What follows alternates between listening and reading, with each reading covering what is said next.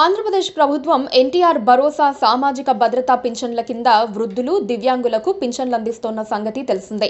ఈ క్రమంలోనే spouse category కింద కొత్త పింఛన్లు మంజూరయ్యాయి. ఎన్టీఆర్ భరోసా పింఛన్ల పథకం కింద ఈ ఏడాది మే నెల నుంచి స్పౌస్ కేటగిరీ పింఛన్లు జారీ చేయాలని ఏపీ ప్రభుత్వం నిర్ణయం తీసుకుంది.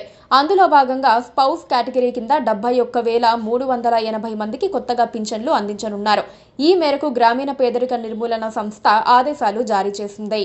71,380 మందికి నెలకు 4,000 చొప్పున పింఛన్లు ఇవ్వాలంటూ గ్రామీణ పేదరిక నిర్మూలన సంస్థ సీఈఓ ఆదేశాలు జారీ చేశారు. అయితే జూన్ 12వ తేదీన స్పౌస్ పింఛన్లను లబ్ధిదారులకు ప్రభుత్వం అందించనుంది.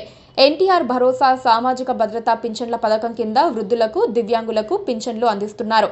అయితే పింఛన్ తీసుకుంటోన్న భర్త చనిపోతే అతని భార్యకు పింఛన్ ఇవ్వాలని 2024 నవంబర్ నెలలో ఏపీ ప్రభుత్వం నిర్ణయించింది. అప్పటి నుంచి స్పౌస్ కేటగిరీ కింద పింఛన్లు అందిస్తూ వస్తున్నారు.